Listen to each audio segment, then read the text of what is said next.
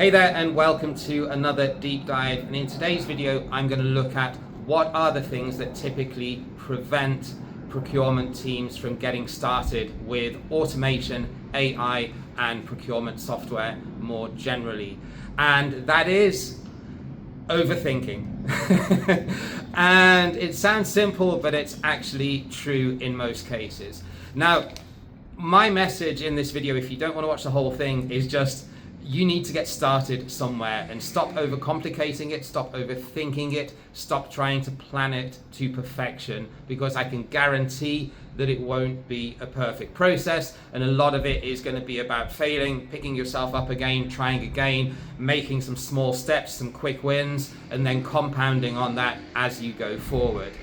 I'm not talking here about a major source-to-pay suite implementation, which, yes, has to go through a lot of planning, a lot of alignment, because it touches pretty much the whole of the business, from supply chain to production, right the way through to invoicing and accounting.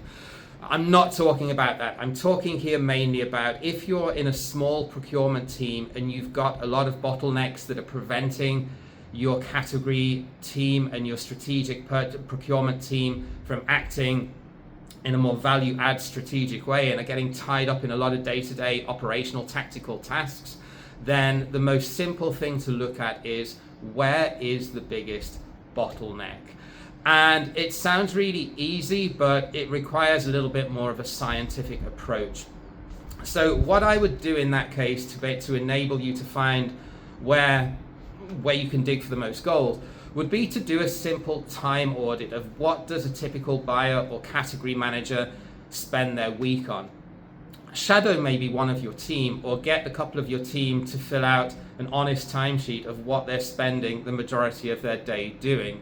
And I think you'll quickly find that a lot of good procurement, experienced procurement people out there are spending somewhere between a third and a half of their time on doing tasks that, let's be honest, could probably be done by a good analyst or admin assistant, or certainly by a good junior buyer. And that obviously then is opportunity cost. It's what I love to call white collar waste, because they're not performing the tasks to their potential and to their salary grade. So do a time audit, look at where the biggest bottlenecks are in their day-to-day, week-to-week work that they're doing. What's the biggest time suck? And based on that, you need to do the typical sort of 2x2 consultant diagram and just put them in the right quadrant. So the ones that will typically be in the top right quadrant in this activity will be the tasks that cause the biggest friction or the most time suck, and are also the easiest to fix. By easiest, I mean just from a time perspective, from an internal alignment perspective, and also from a cost perspective as well. If it's going to cost you $100,000 to buy some procurement software to fix it, then I would argue that that's not really low-hanging fruit.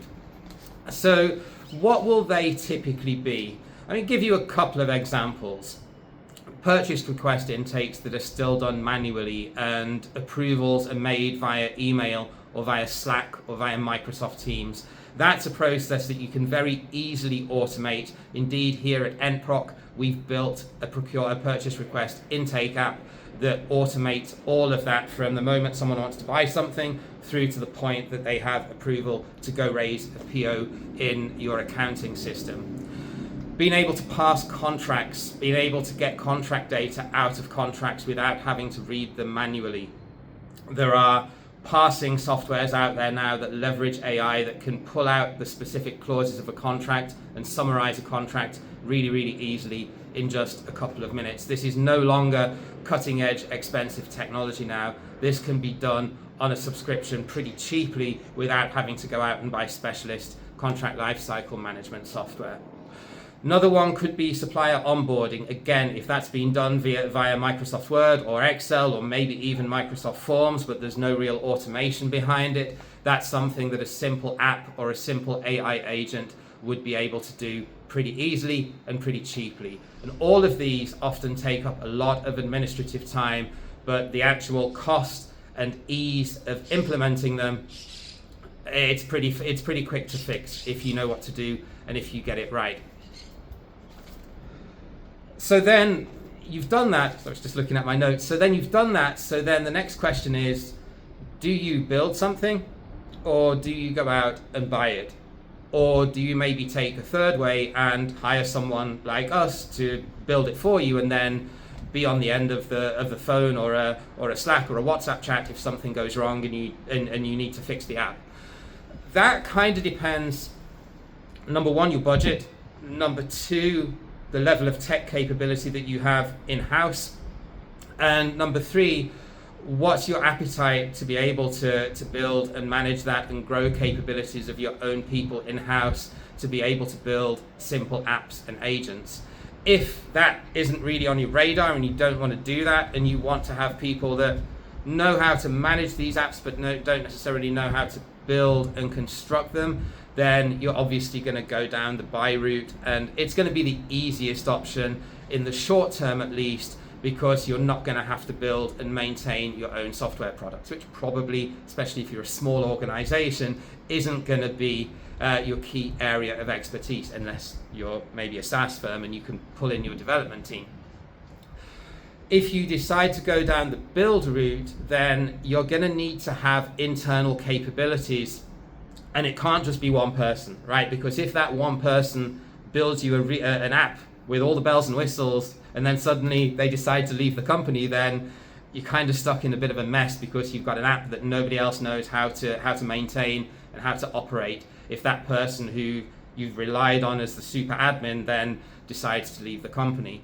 So then the third way, which is what we do, would be a good option if you have people within your organization that are interested to learn this stuff and to build on something, but they don't really have the bandwidth or the capability to build something from scratch.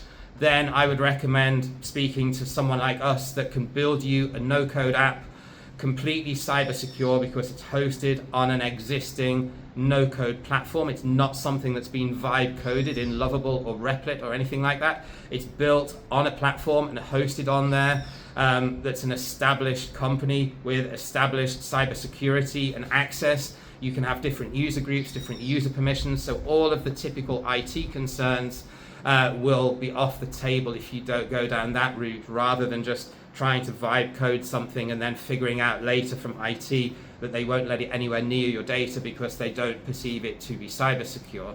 So there are three different options there based on three very different types of organizational maturity, appetite for risk, and capability within your team. And by that I mean deeper capability within your team. And then finally, the last part is obviously putting together the business case. So you need to explain that in terms of potential savings that it will drive, in terms of potential risk avoidance, or in the words of finance, margin protection.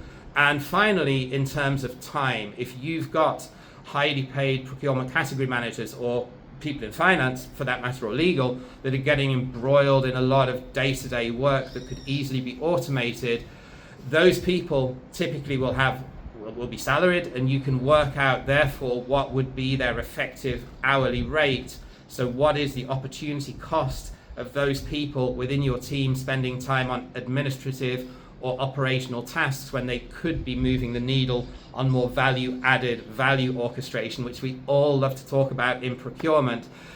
I keep saying this, procurement isn't under-resourced, it's just spending time on the wrong tasks. And with a little bit of entrepreneurial thinking and a little bit of practical stargazing and vision as to how we can fix that, it really isn't that hard.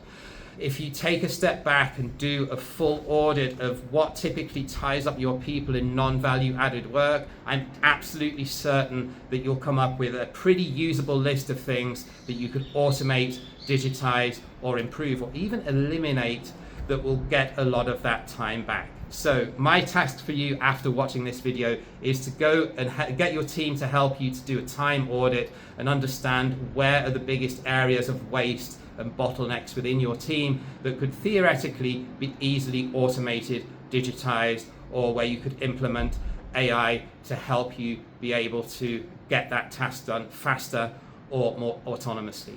Thanks for watching. Catch you again next time.